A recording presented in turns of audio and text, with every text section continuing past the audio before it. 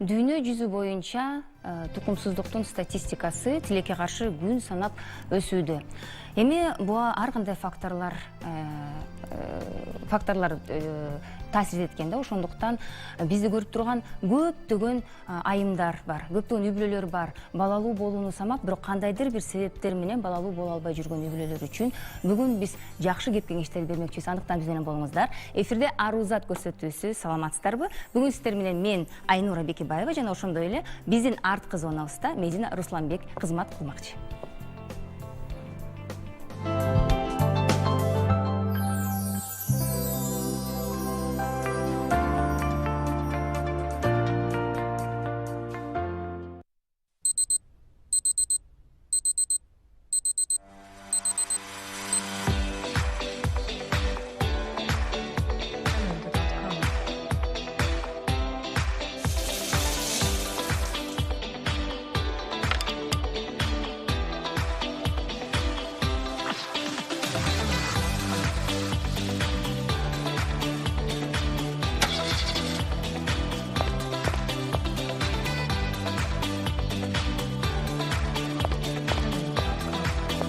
Эфирде үй-бүлөлүк Арузат көрсөтүүсү.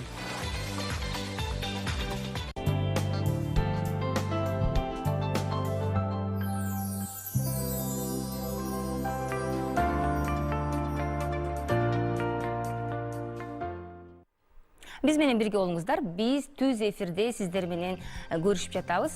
Андыктан бүгүнкү темабыз бул балалуу болуу бактысы.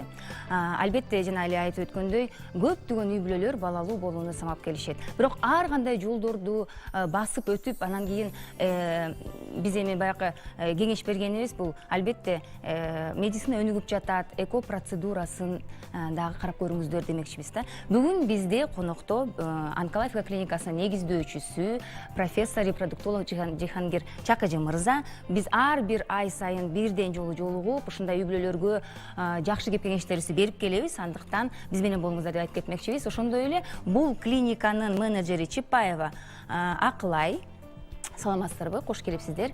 Анан ошондой эле мынакей караңыздарчы, бизде бир эң бир сулуу татынакай эки айым отурат. Кудайым буйруса, бул айымдар бизди көрүп турган, балалуу болууну самап турган үй-бүлөлөргө ушундай бир үмүт бере турган айым отурат. Жана ошондой эле дагы бул конкурска, мына биз азыр айтып өткөндөй эле, биз буга чейин да көп жолу айтып өткөнбүз. Онкология клиникасы менен Арузат теле долбоору бийигип, бир балалуу болууну самап жүргөн үй-бүлө үчүн баягы акысыз эко конкурсун уюштуруп жатат деп. Ошол эко конкурстун катышуучусу мынакей татынакай айым келип отурат. Эң алгач биз Жихангир мырза менен сүйлөшүп алсак, негизи азыр сиздин оюңузча баягы репродуктолог катары айтып кетсеңиз, Кыргызстанда ошо тукумсуздук статистикасы эмне менен, статистикасынын өсүшү эмне менен байланыштуу болуп атат? Şimdi Kırgızistan'da aşağı yukarı 300 bin çiftin bebek sahibi olmak için çalıştığını biliyoruz. Bunların yaklaşık 100-150 bin çifte ekoya gerek var bunlarda. Bu ekoya gerek olanların bir kısmı imkansızlıklar nedeniyle gelemiyorlar. Bazıları bu konuda bilgileri yok. Bazıları da bize geliyor veyahut da diğer kliniklere gidiyorlar. Негизи эле Кыргызстанда бул тукумсуздук проценти боюнча 100%-ден 15% кездешет. Кыргызстанда статистика боюнча негизи көбүнчө эле багыл жубайлар акча тарабынан кыйналышкандыктан ошол эко процедурасында пока азырынча кайрылыша элек. Негизи ушу тукумсуздукка кайсыл факторлор таасир этет? Özellikle enfeksiyonlar, bunlar önemli faktörler. Genetik faktörler var ve çevre faktörleri var. Tabii özellikle çok kirli hava etki edebiliyor. Veyahut da bazı tehlikeli kimyasal maddelerle çok çalışan kişilerde de olabiliyor. Bir de sigara, alkol çok almada bu işi yapabiliyor. Бул тукумсуздукка негизи эмне үчүн тукумсуздук болот? Бул негизи тамеки чексе, эгерде алкоголдук ичимдиктерди ичсе, жандай заводдордо иштешсе, ошолор тукумсуздукка алып келиши ыктымалдыгы бар. Билесиздер, мен буга чейин көбүнчө баягы экология эле таасир этсе керек деп ойлоп койчумун да. Бирок мынакей профессор айтып өткөндөй, ошо алкоголь дагы, сигарет дагы, сигарет чегүү дагы бул толук түрдө тугумсуздукка алып келиши ыктымал экен, Evet, evet, evet. O sigara içenlerde, özellikle erkeklerde sayılar azalmasa bile onlar kromozomlarda anormallikten meydana geliyor ve bu tohumsuzluk yapıyor sigara içenlerde. Бул негизи эркек кишилерде тамеки чеккенде уруктугунда количество деп коет орусча айтканда, ошолордун санын азайтат уруктуктардычы.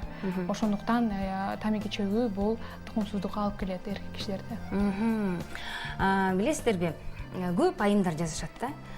Көп айымдар баягы 10 жылдап, 15 жылдап, 20 жылдап балалуу боло албай жүр. Биз баягы азыр эми эко процедурасын рекламалап жаткан жерибиз жок. Болгону кандай гана жолдорду өтүп, кандай гана шарттар, кандай гана бир дарыланууларды өтүп, анан эгерде айлаңыздар кетип калса, үмүтүңүздөрдү өчүрбөңүздөр деген гана сөз. Болгону медицина өнүгүп жатат, жаңы технологиялар пайда болуп жатат. Ошол технологияларды колдонуп, эмне үчүн бул бактылуулукка жетпешибиз керек. Ошондуктан мына ушундай бир кеңештерди берип жатабыз да азыр. Анан кийин баягы көп айымдар жазып жатканда мындай дешет да. 10-15 жылдан бери бала болбой жатам, бирок өзүн аябай күнөөлүү сезишет да айымдар өздөрүн ушундай күнөөлүү сезип, өздөрүн басынтып. Бирок сиз азыр айтып кеттиңиз, эркектик да фактор бар экен. Эркектик да фактор. Ошо эркектик фактор боюнча дагы айтып кетсеңиз, анан дагы бизди көрүп жаткан эгерде ушул балалуу боло албай жаткан үй бүлөлөрдө эркектер дагы өзүнө бул жоопкерчиликти алышы керек, Evet, erkeklerde de özellikle tabii özellikle genetik faktör veya başka faktörler bu alkol vesaireden dolayı sperm nur çıkabiliyor. Veyahut da sperm çok az sayıda olabiliyor ve bunlar da çocuk sahibi olmayı etkiliyor. %40 oranında erkek faktörü var. Dolayısıyla erkeklerin de mutlaka muayeneye gelmeleri ve sperm analizi yaptırmaları gerek. Эгерде эркек кишилер баягы клиникага кайрылбастан, билбестен жүрө беришет. Негизи бул жана сизге айтып кеткендей эле, эгерде алкоголь ичимдер көп ичсе, тамеки чегишсе, уруктугу проценттиги 0 түшүп кетет. Ошол жерден дагы эркек адамдар ошо клиникага дагы кайрылышы керек болот. Аял затына эмес эле депчи. Ошентип айтты.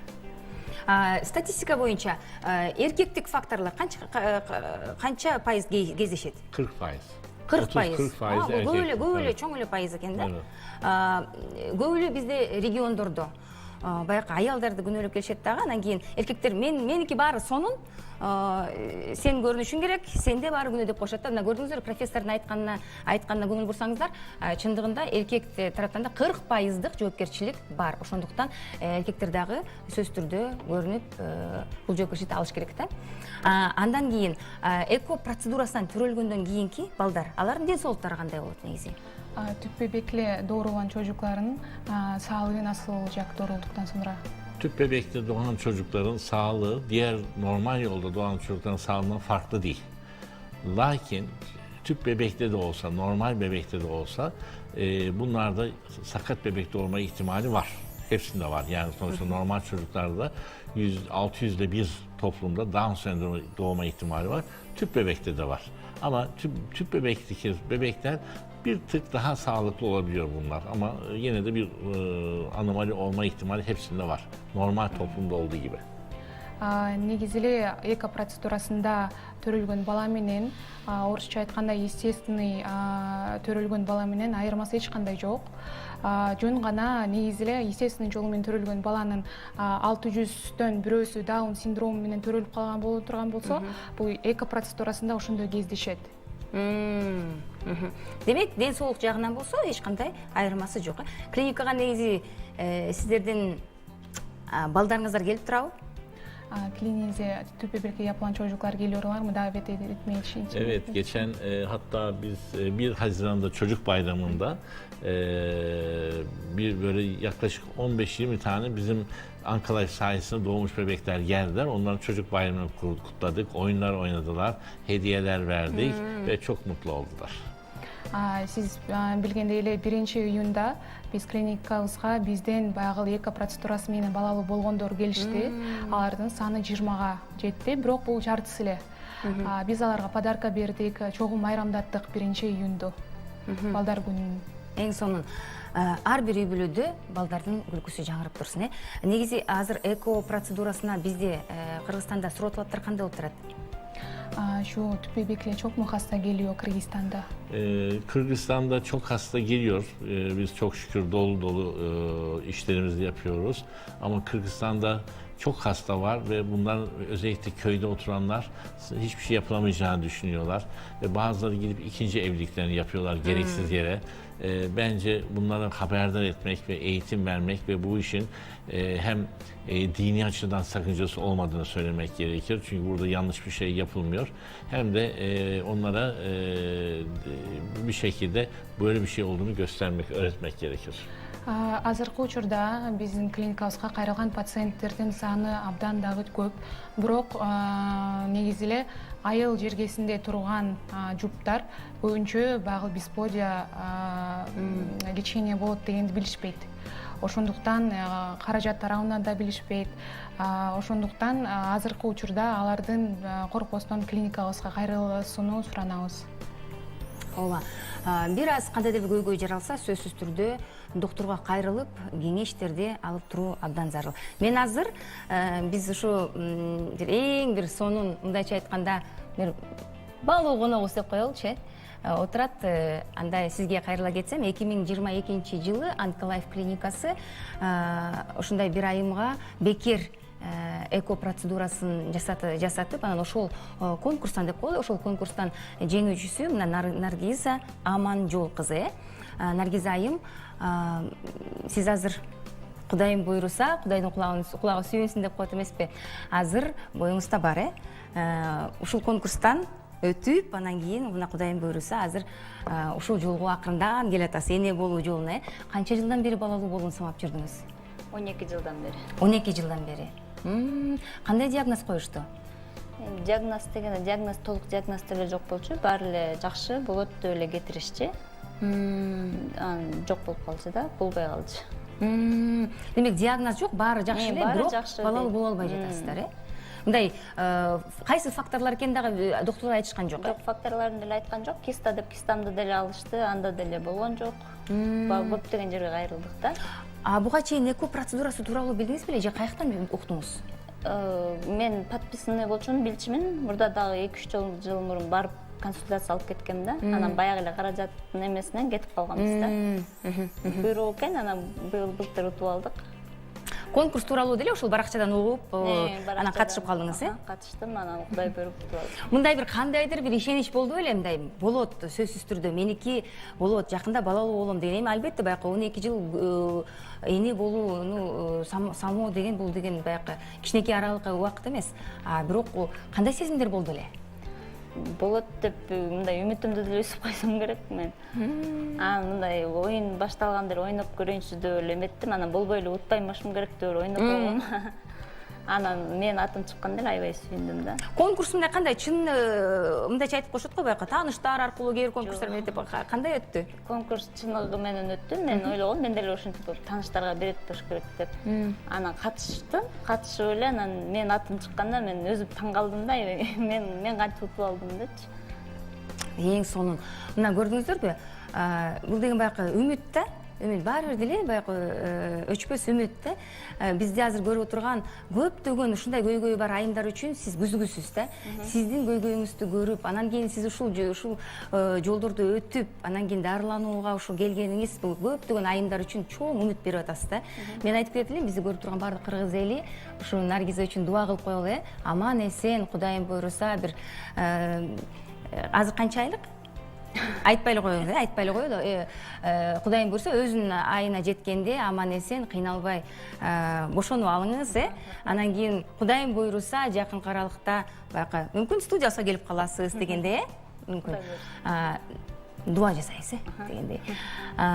Биздин кийинки дагы бир сонун айым отурат. Бул деген биздин азыркы өтүп аткан конкурстун катышуучусу Арыкова Жаңыл айым. Азыр бизде конкурс өтүп атат. Жылдын аягында дагы бекер эко жасатылат Онколайф клиникасы тарабынан. Мына азыр деген бул конкурска Жаңыл айым катышып атат. Сизге кандай диагноз коюшту? Менде диагноз деле койгон жок. Эме барып врачтар деген диагноз кое албай атат да, баары жакшы депчи. Канча жыл болду балалы жүргөнүңүзгө? 6 жыл болған, 5 жыл. 6 жыл, аябай деле чоң суроо эмес экен, бирок баары деле бул эне болууну самап жүргөн айым үчүн ар бир күн ушундай бир өтпөйт го. Анан демек эч кандай диагноз коюлган эмес, бирок эмне себептен сиз эко процедурасына барууну чечтиңиз? Мисалы, врачтарга мен көп эле анализ тапшырдым да. Анализди көрүп эле баары жакшы болот деп эле коюшат да. Бияка Анклайфка келген мен келсем кичине каражаттан эметип анан кайра кетип калганбыз да. Анан жөн эле экого тапшырып эме болоптур. Анкетамды толтуруп бүтөм, мен киргизсем мен утуп кеттим. Сизге да албетте ийгилик каалайбыз, үй бүлөңүз мисалы эко процедурасына барабыз дегенинизде каршы болгон жокпу? Жок, жолдошум макул болгон башында эле. Мындай коркуу сезимдери болгон жокпу? Жок. Эмне деген процедура бул деген баягы чет өлкөдөн келген болуш керек деген сыяктуу бир андай сөздөр. Жолдошум өзү эле макул болуп, башында эле биз ошону ойлонуп жүргөнбүз, эко кылсакпы депчи. Бирок кичине каражаттан эметип токтоп турганбыз да. Кудайым буйруса, Анклайф клиникасы тарабынан сиз дагы бала болуп калышыңызды биз тилектешпиз. Сиз, Наргиза, мисалы билгенде жаңы эле ушул болду, бул процедура болду дегенден кийин сиздин реакцияңыз кандай болду? Жолдошуңузга кандай кылып кабарладыңыз? Боюмда болду дегенде анткен биз анализ тапшырдык. Тапшырганда эле врачтар чалды. Мен сүйлөй алган жокмун, ыйладым сразу. Анан айтып аябай сүйүндүк баарыбыз. Азыр сиз айтып берип атсаңыз, мен да көзүмө жаш алгым келип кетти да. Анткени бул ар бир айым үчүн жашоодогу мындай бактылуулукту алып келген нерсе да. Ошондуктан чындыгында бул бактылуу көз ирмемдер батыраак көп болсун биздин жашообузда. Анан дагы бул нерсе Кудайым буйруса аманчылык менен жакшы болуп балаңызды колуңузга кармап алыңыз. Экөөбүз тең биз азыр бир аз тыныгууга кетеличи, бир аз көзүбүздү мындай арчып алып анан кайрадан сиздер менен эфирде жолугушабыз.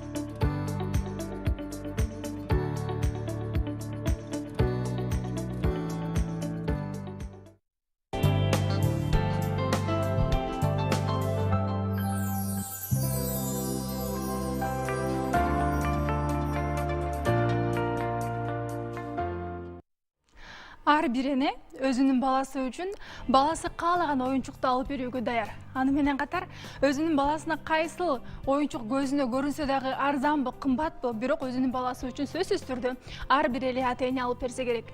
Бирок өзүнүн баласына алып берип жаткан оюнчуктар канчалык деңгээлде баласына керек деген же болбосо баласынын аң сезимине таасир этет.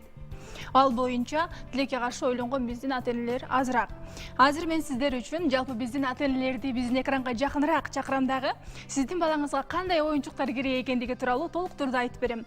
Жана бул оюнчуктар сиздин балаңыздын аң сезимин толук түрдө өстүрөт.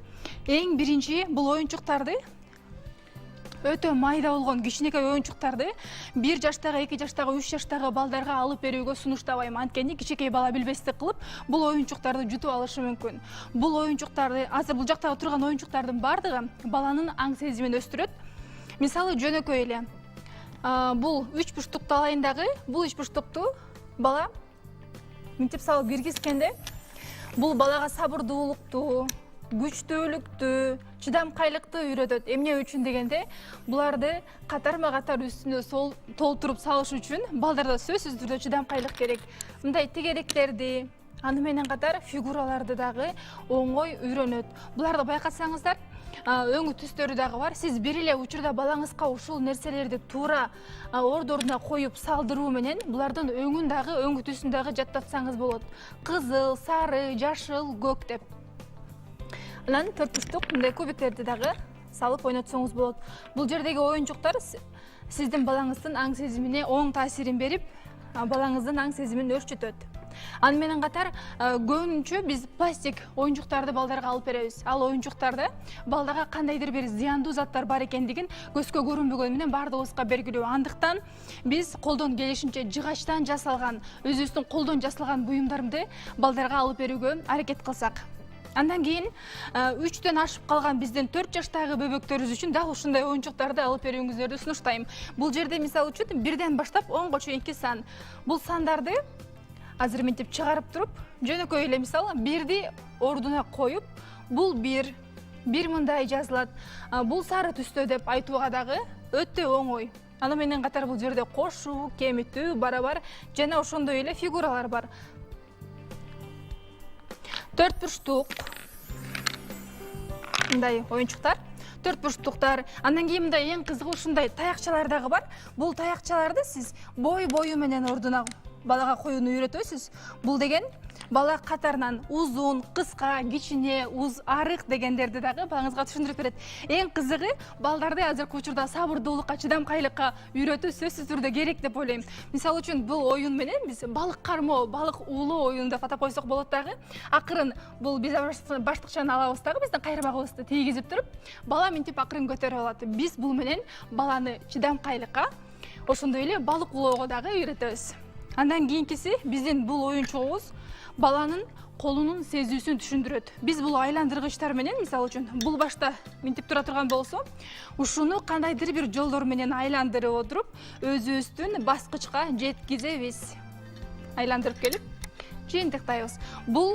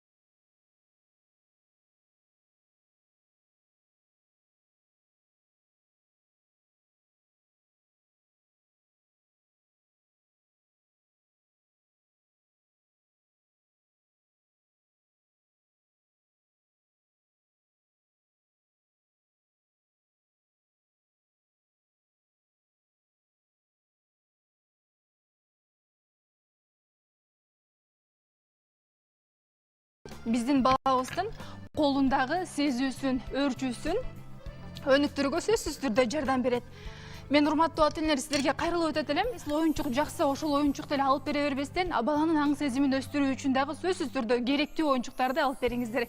Өзүңүздөрдүн капчыгыңыздарга дагы жана балаңыздардын өрчүшүнө дагы чоң салым берет. Аны менен катар мына ушундай эле оюнчуктарды бул азыр 4 бурчтук.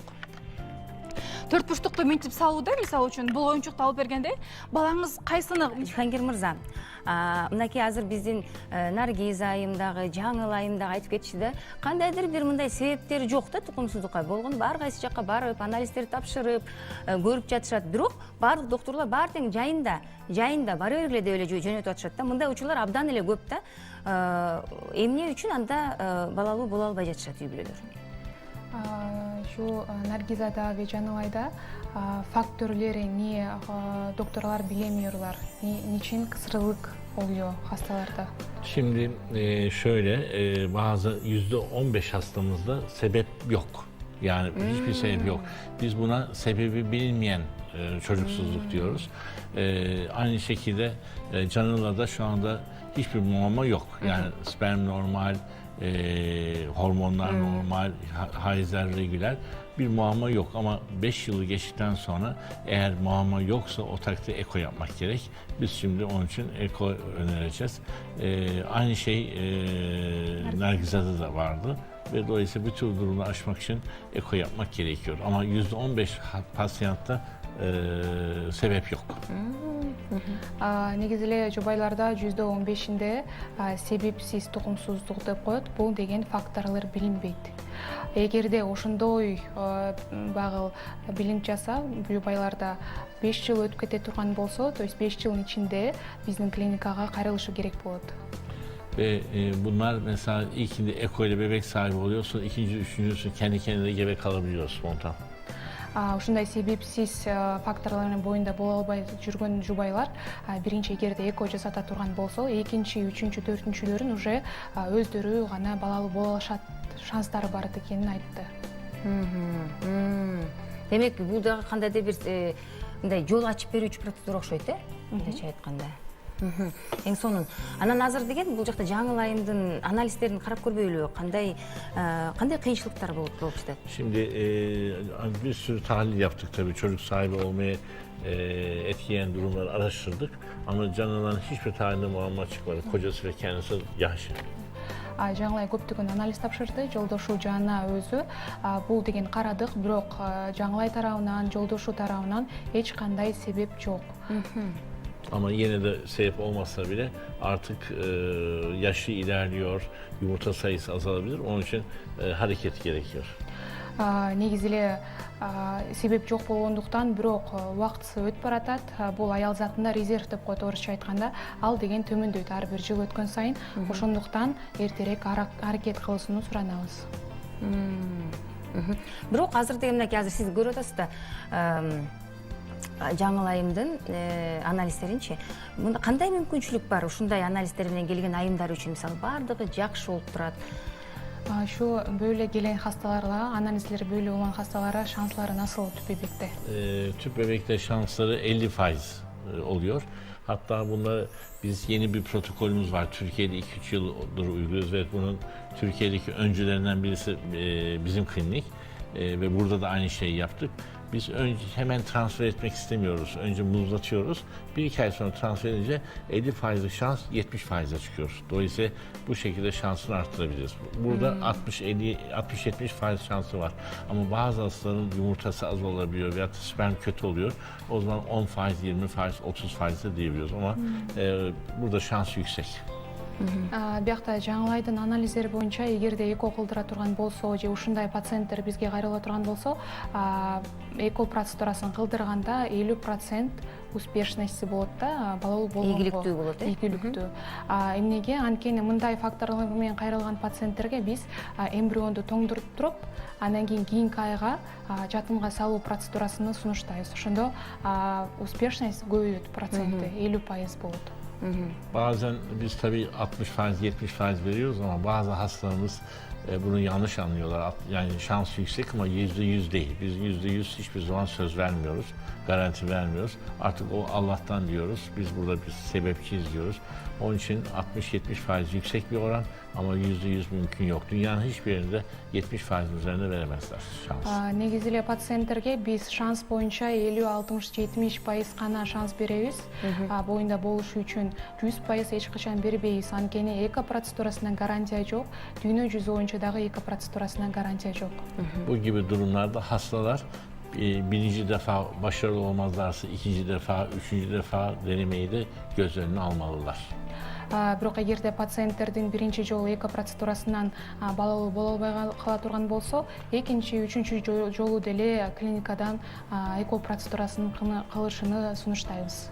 Демек бир жолу эле болбой калса, мисалы ал менен чектелип калбаш керек экен да. Эко процедурасын кылуудагы эң бир көп кездешкен факторлор кайсыл факторлор көбүнчө эко процедура жасоого сунушталат? Çoğunlukla hastalar niye tüp bebek yapıyorlar, yani teşhis hakkında? En birinci sebebi tüplerin kapalı olması. Diğer sebep, ikinci sebep de erkeklerin sperminin kötü olması veya hiç olmaması. Üçüncü sebep de kadınlar geç kalıyorlar. Yani yaşları ilerledikten sonra geliyorlar ve yumurta sayıları azalmış oluyor. Halbuki erken gelseler daha rahat gebe kalabilecekken 35-40 yaşına gelince yumurta sayıları azaldığı için şansları çok oluyor. Ve bazen o kadar geç geliyorlar ki biz bunlara donör tavsiye etmek zorunda kalıyoruz. Yani kendi yumurtalar çok az olduğu için, yani olmadığı için, bittiği için başka ayarların, kadınların yumurtalarını almalarını tavsiye ediyoruz. Tabii o safhaya gelmemek gerekir. Негизги эң эле чоң эле факторлор бул биринчи багыл маточный трубалары орусча айтканда жабык болуп калат да, ошол боюнча дагы 2 процедурасын гана сунуштайбыз. Экинчиси эркек кишилердин уруктугу жок болушу, бул бесплодие деп коет. Үчүнчүсү бул деген аял затынын убактысы, то есть жашы аябай көбөйүп кетет. Ошондуктан резерв деп коет орусча айтканда, бул деген яйцеклетка калбай калат. Ошондуктан булар донор сунуштайбыз. Донор протоколу деп коет.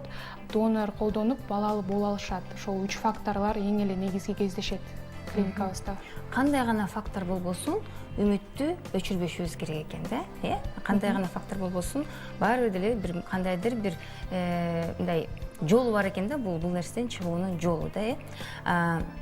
Азыр бизди региондордон көрүп жаткан көрүүчүлөр болсо эгерде, алар кандайча бул процедура менен тааныша алышат? Şimdi bizi bölgedeki insanlar izliyorlar. Şu tüp bebekle nasıl bilebilirler, yani informasyon nasıl alabilirler? Şimdi şöyle, en önemli şeylerden bir tanesi sperm analizi yaptırmaları. Bir kere erken sperm analizde problem varsa hemencik gelmeleri lazım. Bir. İkincisi, bir yıl geçtiyse ve bebek sahibi olamadılarsa tedavi olmaları, kendi lokal bölgelerindeki doktorlara girip tedavi olmaları gerekir. Ama 5-6 ay tedavi oldularsa ve başarısız oldularsa tekrar bize gelmeleri gerekir. Dolayısıyla bu iki şey çok önemli. Эгерде биринчиден региондогу адамдар спермограмма анализ тапшырып көрүшсүн, жыйынтыгы менен уже биздин клиникага жазылып келишини суранабыз. Кайсыл региондордо баягы сиздердин докторлор барып консультация жасашат? Hangi bölgelere bizim doktorlar gidip randevular, hastalar alıyorlar? Evet. Şimdi biz Ankara olarak bize hemen gelemeyecek veyahut da Bişkek'e zor gelen hastalar için yardımcı olmak için özellikle Oş bölgesine seyahatler düzenliyoruz. Ayda bir veyahut da 2 ayda bir Oş'ta, Celalabad'da konsültasyonlar yapıyoruz. Oradaki hastanelerle anlaşıp onlar bize sağ olsunlar yer veriyorlar ve biz orada hasta bakıyoruz. Mesela bu ayın 27'sinde Oş'ta Türk-Kırgız Hastanesi'nde bizim doktor arkadaşlarımız orada muayene edecekler ve orada konsültasyon yapacaklar. Ayrıca onun haricinde Karakola, Talas'a, Batken'de de gidip orada hasta görüyoruz. Негизги эле узак жакта жашаган пациенттерге биз деген биздин врачтар барышат. Бул өзгөчө Жалал-Абад жана Ош шаарында. Жакын арада дагы 27-июнда биздин врач приемго Ош шаарына барат. Ошол Ош шаарына приемго эгерде мүмкүнчүлүктөр болушса келсе болот. Ал деген түрк жана кыргыз эл арасында ачылган клиникадагы прием болот да, ошол клиникага барабыз 27-июнь. Демек жакын каралыкта Ош шаарында, Ош шаарынын тургундары келип сөзсүз түрдө катталып, анан маалымат алып кетсеңиздер болот. Анда бир кыскача жооп берип кетсеңиз, негизи эле эко жасоо үчүн канча жашка чейин аялдар кайрылса болот, айымдар? Tüp bebeği kadınların yaşı nasıl olmalı tüp bebek yaptırabilmesi için? 35 yaşından sonra kadınların yumurta sayıları azalıyor. Dolayısıyla mümkün olursa 35 yaşından önce yapmaları lazım. Mesela bir gün 26 yaşında bir kadın geldi, onun da yumurtası azalmış. Dolayısıyla kadınların sık sık doktora, kadın doğumcuya gidip yumurtaları yeterli mi değil mi diye baktırmaları gerekir. Onun için 35 yaş var Ama yine de 35 yaşına kadar beklemesin kadınlar. негизги эле эко процедурасына кайрылгандар 35 жаштан ашып кете турган болсо уже эко процедурасыны кылдырышы керек болот, анткени бул резерв азайып кетет. Бирок баягы күнү эле мага 26 жаштагы пациент келди, анда уже ИЦ клетканы аябай байгы саны аз экен. Ошондуктан аял кишилер бат баттан гинекологко барып резервин текшерип турушуну суранам. Мисалы мындай деп айтып коюшат да, 40 жаштан өйдө айымдар балалуу болсо, көбүнчө баланын ден соолугуна кандайдыр бир деңгээлде залалы тиет депчи. Бул канчалык деңгээлде чындыкка туура келет? Çoğunlukla yani eğer bayan 40 yaştan geçerse ve çocuk sahibi olacaksa çocuğun sağlığı nasıl olacak? Şimdi normal hastalarda 40 yaşından sonra gebelik olduğu zaman %10 ihtimalle Down sendromlu bebek doğurma ihtimali var. Dolayısıyla 40 yaşından sonra eko yapılanlarda da %10 ihtimalle Down sendromu doğurma ihtimali var. Bunun için PGD dediğimiz genetik inceleme yapıp sağlam embriyoları transfer etmek lazım. Normal hastalarımız kendi kendine gebe kaldıkları zaman bunu amniyosentez yapmak gerekiyor. 16. hafta civarında öyle anlayabilirler. Ama biz PGD yapıp bu hastaları 40 yaşındayken en erken dönemde teşhis edip o sakat embriyolar transfer etmeyiz. Негизи эле 40 жаштан өтүп балалуу болгондордун %10% синдром Даун алып калыш ыктымалдыгы бар. Бул эко процедурасында жанагы мындай естественный беременность болгон учурда. Эгерде андай болбосун десеңиз, биз эко процедурасында ПГД деген анализ бар. Бул деген генетикасын изилдейбиз. Бул эмбрион жаралгандан кийин генетикасын изилдеп, кайсыл эмбрион баягы дени сак, кайсыл эмбриондо оору бар, ошону аныктап беребиз. Ошол анализден кийин эле биз баланын кандай ден соолукта төрөлөр экенин билип алабыз да, туурабы? Ошол анализден кийин, эң сонун. Билесиздерби, биз жайкы тыныгууга кетебиз. Мына ошол тыныгуудан кийин биз кайрадан бул конкурсту улантмакчыбыз. Андыктан ушул эко процедурасын кылам деп жүргөн, балалуу болууну санап жүргөн үй бүлөлөр болсо, Анклафик клиникасынын баракчасына катталыңыздар, жазылыңыздар. Анан кийин менин оюмча бардык мүмкүнчүлүктөрдү колдонушубуз керек. Бардык мүмкүнчүлүктөрдү колдонуп, анан негизи эле азыркы медицина өнүгүп жаткан учурда эмне үчүн айым эне болуу бактысына ээ болбош керек. Андыктан бүт мүмкүнчүлүктөрдүн баарын колдонуңуздар. Биз силерге жакшы кеңештер бердик деген ишеничтебиз. Андыктан эмдиги көрүшкөнгө чейин саламатта калыңыздар деп айтат элем, бирок бизде дагы бир кичине убакыт бар экен. Андыктан дагы бир суроо берип коеюн. Биз сиздер менен түз эфирде иштеп атабыз. Дагы бир жолу айта кетейин. Эко процедурасын жасатуу үчүн айымга канча убакыт керек? Мына ушулда суроо көптөрдү кызыктырат да, иштеп аткан учурда канча убакытка чейин мен иштебей калышымын керек деп.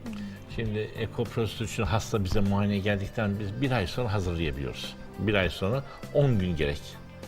10 günden sonra embriyo alıyoruz, muzlatıyoruz. Ertesi ayda transfer ediyoruz. 10 gün daha gerek. 3 ay içinde bitiriyoruz. Мынакей көрдүңүздөрбү, бир жылдын ичинде 3 ай убакыт короойт экен, Evet, evet. Бул учурда айым иштей берсе деле болот да, бул. Bayanlar çalışabilir mi? Bayanlar tüp bebek yaptıracak sürede çalışabilecekler mi? Yumurta toplayana kadar çalışabilirler. Orada 1-2 gün istirahat etmeleri gerekir. Transfer yapıldıktan sonra 5 gün yatmaları lazım. Бул негизи операция күнүнө чейин бизге даярдыкка келип кетип турат. Ал учурда иштей берсе деле болот. Бирок ошол операция күнү 1-2 күн үйдө эс алып жатыш керек. Жана эмбрионду жатынга салып бергенден кийин бир 5 күн үйдө болуш керек да. Бир аз убакыт өзүңүздөр бөлүп коюшуңуздар керек экен да. Муну сурап атканыбыздын себеби бизди көрүп жаткан көпчүлүк айымдар иштешет. Анан кийин канча убактысын бир ушул эко процедурасына бөлүп кое турган мүмкүнчүлүктөрдү билип алыш керек да. Медина, Биз сиздер менен коштошпойбуз. Ар бир айым эне болуу бактысына ээ. Кайрадан көңүл тилек аркылуу амандашканча. мен бүгүнкү келген конокторго өзгөчө ыраазычылык билдирип кетким келет. Наргиз айым менен жаңыл айымга өзгөчө ыраазычылык билдирип кетким келет. Анткени сиздерде болгон көйгөй миллиондогон айымдарда бар да, миллиондогон үй бүлөлөрдө бар. Ошондуктан сизди көрүп турган айымдар сиздерди көрүп жакшы бир үмүт алышты да. Ошондуктан Наргиз айым сизге ийгиликтүү бошонуп алышыңызды тилектешпиз. Ал эми сиздерге дагы чоң рахмат келип жакшы маалымат берип кеткениңиздер үчүн. Эмди көрүшкөнгө чейин сак саламатта туруңуздар, биз менен болуңуздар.